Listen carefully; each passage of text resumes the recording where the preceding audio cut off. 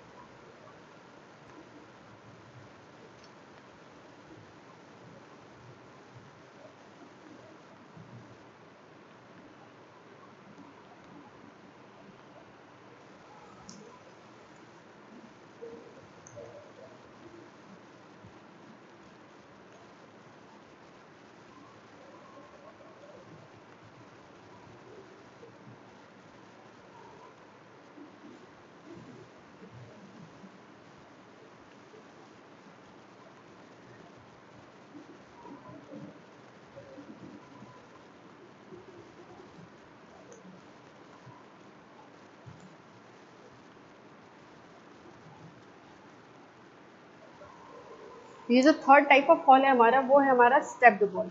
तो हमने जो इसके पहले रैपिड फॉल देखा था, उस रैपिड फॉल में हमने क्या देखा था? रैपिड फॉल में हम ये जो हमारा फॉल था वो एक सिंपल क्या था, इंक्लाइन फॉर्म में था, ठीक है।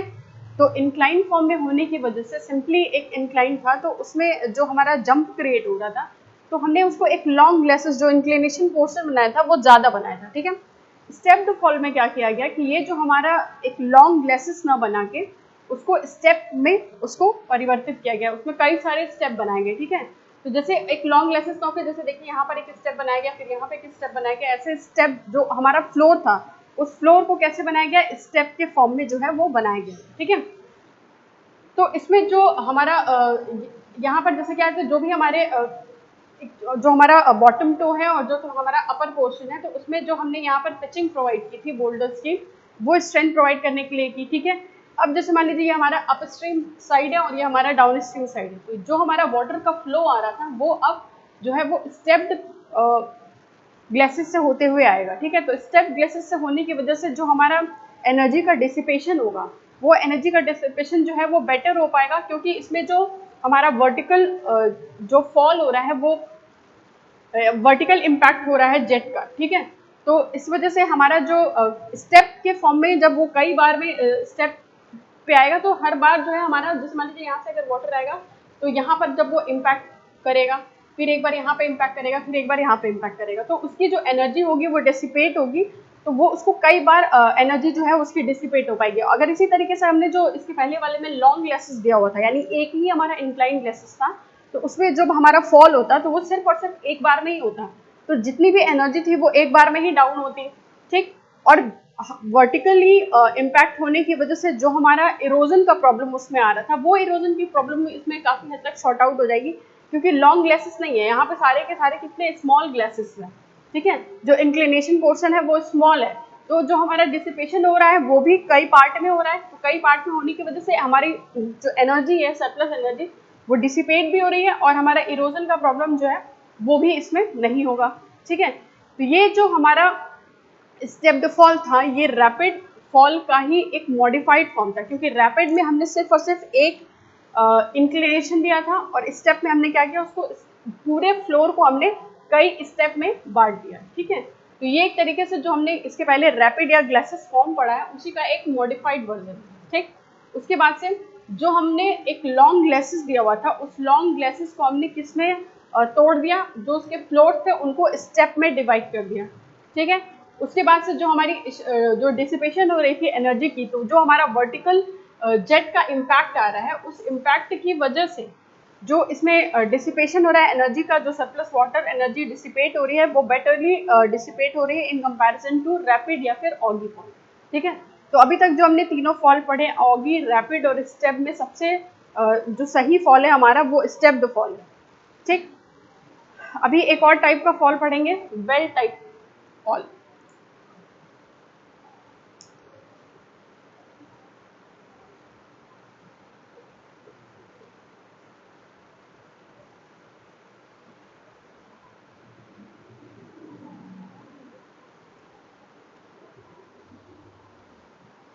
So next type of fall is well type fall.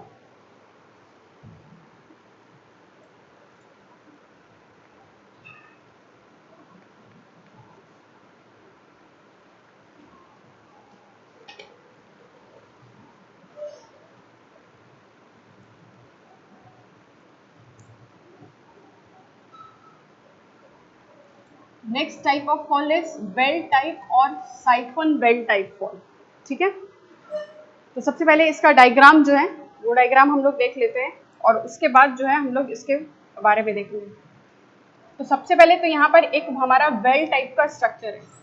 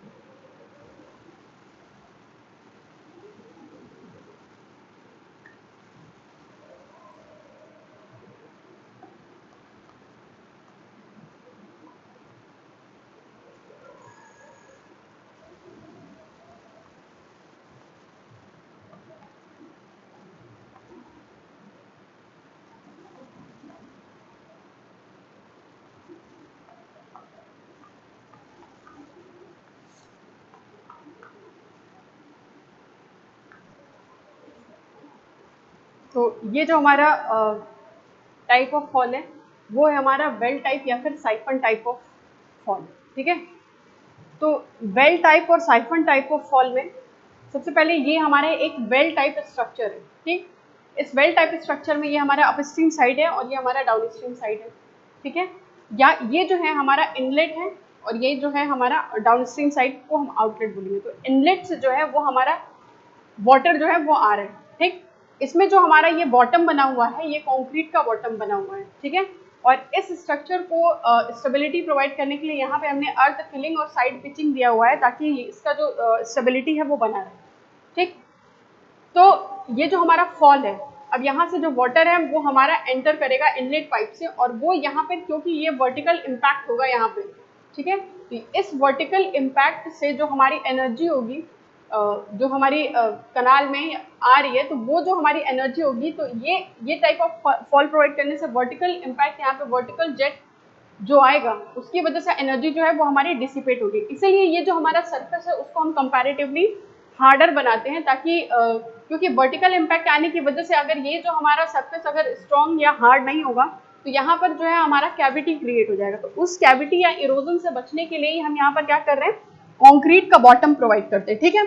दो तरफ हमने इसकी ओपनिंग दी हुई है, एक हमने अपस्ट्रीम साइड पे, डाउन स्ट्रीम साइड पे, जिसको अपस्ट्रीम साइड को ही हम लोग क्या बोल रहे हैं, इनलेट। तो ये जो हमने दो ओपनिंग दी हुई है, तो यहाँ से हमारा वाटर जो है वो एंटर करेगा, यहाँ पर जब ये हिट करेगा इस सरफेस से तो यहाँ पर इसकी एनर्जी जो है होगी वो डिसिपेट हो जाएगी, जो भी हमारी सरप्लस एक्स्ट्रा एनर्जी होगी। तो ये वर्टिकल इम्पैक्ट की वजह से ही हमारी एनर्जी जो है वो डिसिपेट होगी, ठीक है।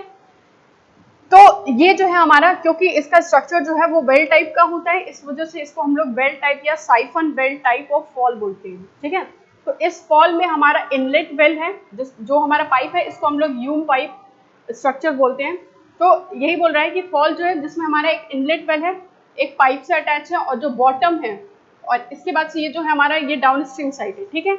यहाँ पर जो हमने ये सरफेस प्रोवाइड किया है वो कॉन्क्रीट का सरफेस प्रोवाइड किया है और हार्ड सरफेस प्रोवाइड किया है, क्योंकि वर्टिकल इम्पैक्ट आएगा वाटर का तो इरोजन या फिर जो हमारे कैविटी ना क्रिएट हो, क्योंकि ज्यादातर जो हमारे अलूवियल्स होते हैं तो उनमें क्या होती है कि अर्थ फॉर्मेशन होने की वजह से कैविटी क्रिएट होती है। तो उससे बचने के लिए हम लोग क्या कर रहे हैं, कॉन्क्रीट का बॉटम दे रहे हैं, ठीक है। हमने दोनों टाइप में ओपनिंग दे रखा है। यहाँ पर जो हमने स्लोप प्रोवाइड किया है फ्री फ्लोइंग के लिए, ये स्लोप जो है वो हमारा कितना है, 1/10, ठीक है। ये जो हमारा वेल टाइप ऑफ फॉल है, वेल टाइप ऑफ फॉल या साइफन टाइप ऑफ फॉल, ये जो फॉल हम प्रोवाइड कर रहे हैं वो एक किसके लिए यूजफुल है ज़्यादा, क्योंकि अगर हमारे पास बहुत ज़्यादा फॉर्म में डिस्चार्ज आएगा तो उस डिस्चार्ज को मैनेज करना इसमें मुश्किल हो जाएगा। तो हमें ये पाइप जो है वो ज़्यादा ब्रॉडर बनानी पड़ेगी, इस वजह से ये हम बहुत ज़्यादा डिस्चार्ज के लिए यूज़ नहीं कर सकते। तो स्मॉलर डिस्चार्ज के लिए, जिस कनाल का हमारा जो डिस्चार्ज होगा वो अगर स्मॉल होगा तो उसके लिए ये हमारा सबसे सूटेबल वेल टाइप ऑफ या साइफन टाइप ऑफ फॉल है। तो अभी तक हमने जो चारों पांचों फॉल पढ़े हैं उन सारे फॉल में जो अभी तक का सबसे बेस्ट फॉल था वो कौन सा था, हमारा स्टेप्ड फॉल, ठीक है। स्टेप्ड फॉल जो है वो सबसे सही फॉल है। रीजन उसके पीछे यही है कि जो भी हमारी एनर्जी, क्योंकि फॉल हम प्रोवाइड ही इसीलिए कर रहे हैं कि हमारी एनर्जी को हम लोग खत्म कर सके, जो हमारी सरप्लस एनर्जी होती है, क्योंकि अगर बहुत ज़्यादा एनर्जी के साथ वाटर कनाल में एंटर करेगा तो, क्योंकि ज़्यादातर जो हमारे कनाल्स होते हैं वो कैसे होते हैं, अलूवियल्स टाइप के कनाल होते हैं, तो उनसे बचने के लिए हम लोग क्या करते हैं, फॉल प्रोवाइड करते हैं और इरोजन की प्रॉब्लम आने लगती है, कैविटी क्रिएट होगी, जो उसका क्रॉस सेक्शन होगा वो ब्रॉडर हो जाएगा। इस वजह से हम लोग क्या कर रहे हैं, सरप्लस एनर्जी को रिमूव करने के लिए ही फॉल प्रोवाइड कर रहे हैं। तो जो हमारा स्टेप्ड टाइप ऑफ फॉल है, स्टेप टाइप ऑफ फॉल में जो एनर्जी डिसिपेट हो रही है वो स्टेप के फॉर्म में धीरे धीरे डिसिपेट होगी और कंप्लीटली डिसिपेट हो जाएगी जब तक वो बॉटम सरफेस पे आएगा, ठीक है। तो इस वजह से वो जो भी हमारा चैनल या क्रॉस सेक्शन होता है उसको वो अफेक्ट नहीं कर पाता है, ठीक है। तो और उसकी स्ट्रेंथ भी अच्छी होती है, क्योंकि हमने वहाँ पर जो बोल्डर्स की पिचिंग दी हुई है उसकी वजह से उसकी स्ट्रेंथ भी सही रहती है, तो हमारा जो सिस्टम है, हमारा कनाल सिस्टम, वो डैमेज नहीं होता, ठीक है। तो सबसे जो अच्छा फॉल है वो कौन सा है, हमारा stepped type of fall, right. So next हम लोग पढ़ेंगे कनाल रेगुलेटर के बारे में।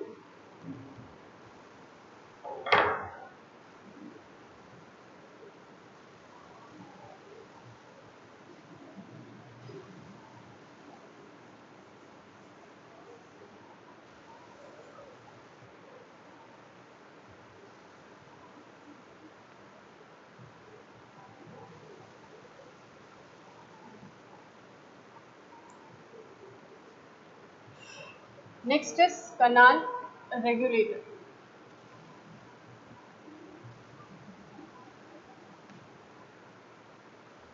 क्योंकि हमने जो कनाल रेगुलेशन वर्क है, तो रेगुलेशन वर्क का मतलब क्या होता है कि कनाल में फ्लो को रेगुलेट करना और उसके फ्लो को कंट्रोल करना, ठीक है।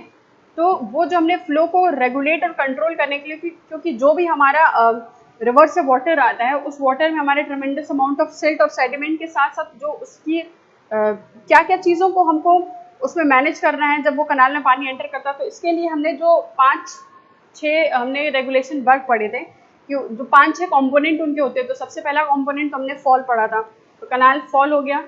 सेकंड जो है हम रेगुलेटर, ठीक है। थर्ड इसके बाद जो है हमारा कनाल स्केप, फिर आता है हमारा मीटरिंग फ्लू, और फिर आता है हमारा क्या, आउटलेट या फिर मॉड्यूल, ठीक है। तो ये जो हमारा पांचों कंपोनेंट है उसको हम वन बाय वन देखें, क्योंकि रेगुलेशन वर्क में हमारा पांचों कंपोनेंट आता है। तो जब भी हमसे पूछा जाएगा कि what is canal regulation work, तो रेगुलेशन वर्क का मतलब फ्लो को कंट्रोल करना और रेगुलेट करना।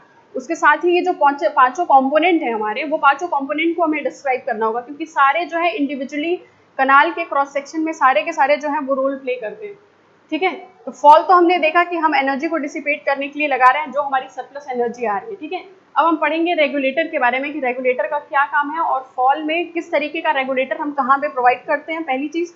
और दूसरा हम ये देखेंगे कि कहाँ पर प्रोवाइड करना है, लोकेशन क्या है, नेसेसिटी इसकी क्या है, ठीक है। और कितने एंगल पे हम लोग प्रोवाइड करते हैं जो हमारे कनाल रेगुलेटर होते हैं, ठीक है।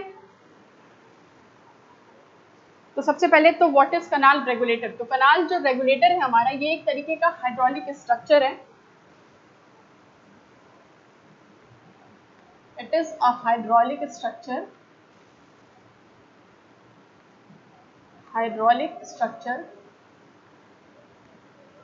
constructed across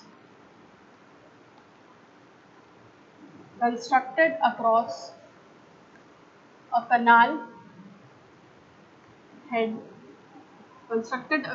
canal head, to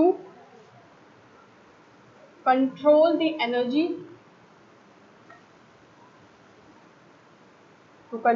energy of water and to distribute the water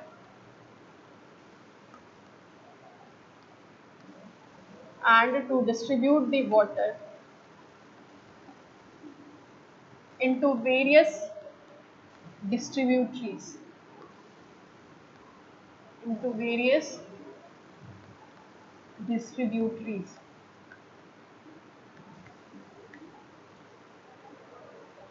purpose is to control the flow of water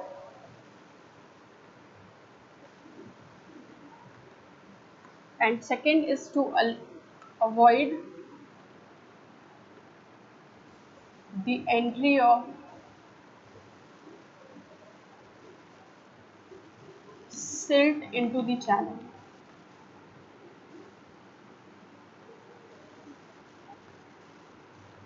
ठीक है। एक चीज और देख लेते हैं, टाइप। तो सबसे पहला टाइप है हमारा canal head regulator and canal cross regulator.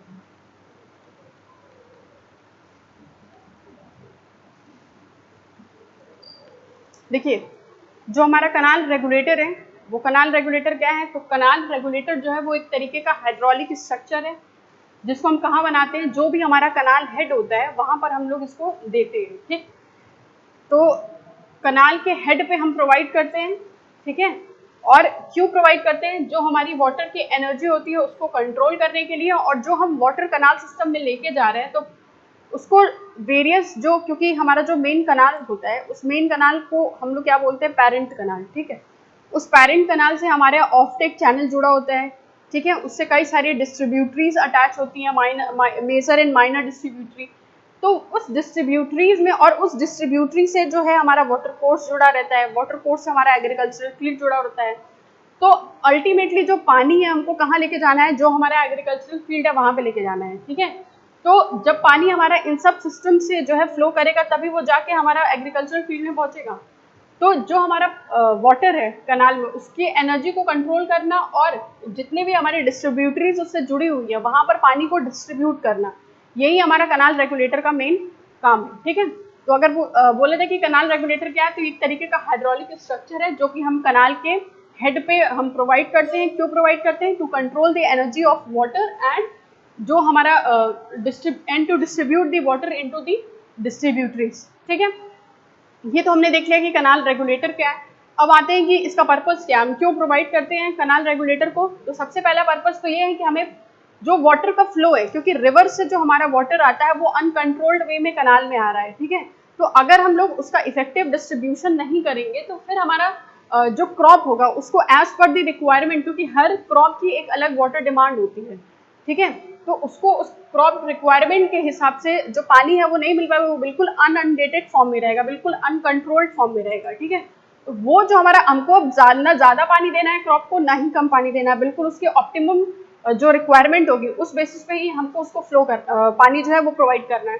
तो ये हमारा पर्पस क्या है कि जो भी हम क्रॉप को या फील्ड में पानी प्रोवाइड कर रहे हैं उनको कंट्रोल्ड वे में रहेगा, फिर ही तो हम उसको इफेक्टिवली फील्ड में डिस्चार्ज कर पाएंगे। तो जो हमारा पर्पस है वो क्या है कि फ्लो को, जो भी हमारा वाटर है उसके फ्लो को कंट्रोल करना है, क्योंकि वाटर का फ्लो अगर हमारा कंट्रोल में रहेगा तभी जाके हम उसके एज पर द रिक्वायरमेंट जो है हम पानी प्रोवाइड कर सकेंगे, पानी जो है हमारा इनअनडेटेड फॉर्म में नहीं होगा। ठीक है, तो first purpose is key to fulfil and control the flow of water. ठीक है, सेकंड पर्पज क्या है? सेकंड ये है कि सबसे बड़ी प्रॉब्लम तो हमारे पास सिल्ट और सेडिमेंट की है, क्योंकि सिल्ट और सेडिमेंट्स के जो पार्टिकल हैं वो तो किसी भी, हम नहीं चाहते कि वो किसी भी तरीके से जो है वो हमारे कनाल में एंटर करे। ठीक है, तो उसकी एंट्री को अवॉइड करने के लिए भी हम लोग रेगुलेटर का यूज करते हैं। कैसे यूज करेंगे अभी हम उसको पढ़ेंगे इसके बारे में कि रेगुलेटर को हम लोग कैसे इंस्टॉल करते हैं कि वो सिल्ट और सेडिमेंट की एंट्री को रोकता है। ठीक है, तो ये इसका सेकंड पर्पस क्या है कि to avoid the entry of silt into the channel. Channel जो है हमारा वहां पर सिल्ट और सेडिमेंट्स के पार्टिकल को अंदर आने से रोकता है। ठीक है, लेकिन जो हमारा रिवर होता है उसमें बहुत ज़्यादा अमाउंट में सिल्ट और सेडिमेंट के पार्टिकल होते हैं। तो जो भी हमारा कनाल का क्रॉस सेक्शन, जब जहाँ से कनाल हमारा स्टार्ट होता है, जो मेन कनाल होता है, वहीं के पास हम लोग क्या एक सिल्ट एक्सक्लूडर डिवाइस लगाते हैं, जिससे हम क्या करते हैं कि जो भी हमारे सिल्ट और सेडिमेंट के पार्टिकल रिवर, इससे पहले कि वो रिवर में कनाल की तरफ एंटर करे, वहाँ पर सिल्ट एक्सक्लूडर लगा के हम यही करते हैं कि सिल्ट और सेडिमेंट के पार्टिकल को अंदर आने से रोकते हैं। ठीक है, लेकिन अल्टीमेटली होता क्या है कि वो सिल्ट और सेडिमेंट के पार्टिकल हम चाहे जितना ही कंट्रोल कर लें, तो सिल्ट एक्सक्लूडर के बाद भी हमारे कुछ सेडिमेंट जो है वो अंदर आ जाते हैं, कुछ सिल्ट और सेडिमेंट के पार्टिकल जो है वो अंदर आ जाते हैं। तो उसको जो अगर अंदर आ गए हैं तो उसको कंट्रोल करने के लिए हम लोग फिर एस्केप चैनल का यूज करते हैं, उसको आगे बढ़ेंगे। तो दूसरा पर्पस हमारा रेगुलेटर का ये भी है कि वो क्या कर रहा है, सिल्ट के पार्टिकल को अंदर आने से रोकता है। ठीक है, ये तो हो गया हमारा पर्पस कनाल रेगुलेटर का। ठीक है, नेक्स्ट आते हैं क्या हम टाइप पे, क्योंकि अब हमको सबसे मेनली यही पढ़ना है कि कितने टाइप का हमारा क्रॉस जो हमारा कनाल है वो कनाल रेगुलेटर है वो होता है। तो मेनली जो है वो हमारे दो टाइप के कनाल रेगुलेटर हैं। पहला है हमारा हेड रेगुलेटर और दूसरा है हमारा क्रॉस रेगुलेटर। ठीक है, तो हेड रेगुलेटर और क्रॉस रेगुलेटर दो तरीके के रेगुलेटर होते हैं। अब हमको ये देखना है कि ये जो दोनों रेगुलेटर्स हैं इनको हम कहाँ पे प्रोवाइड करते हैं, कितने एंगल पे प्रोवाइड करते हैं, ताकि हमारा मिनिमम टू मिनिमम जो है वो सिल्ट और सेडिमेंट के पार्टिकल अंदर आए और फ्लो तो खैर कंट्रोल करेगा ही, चाहे वो हेड रेगुलेटर हो या क्रॉस रेगुलेटर, फ्लो कंट्रोल करने के लिए ही लगा रहे हैं। लेकिन इसके अलाइनमेंट पे भी हमारा विशेष ध्यान इसलिए रहता है क्योंकि अलाइनमेंट अगर सही रहेगा तो हम इस जो हमारी ये सेकेंड प्रॉब्लम है सिल्ट और सेडिमेंट की, उससे जो है वो बचा जा सकता है। अब बात क्या आती है कि हम हेड रेगुलेटर और क्रॉस रेगुलेटर इनका लोकेशन क्या है, कहाँ लगाते हैं। तो एक होता है हमारा पेरेंट चैनल। ठीक है, सपोज ये हमारा पेरेंट चैनल है और पेरेंट चैनल से जो है हमारा कोई ऑफटेक चैनल जुड़ा हुआ है, तो जो हमारा पेरेंट चैनल होगा उस पेरेंट चैनल पे हम लोग क्या लगाते हैं, क्रॉस रेगुलेटर।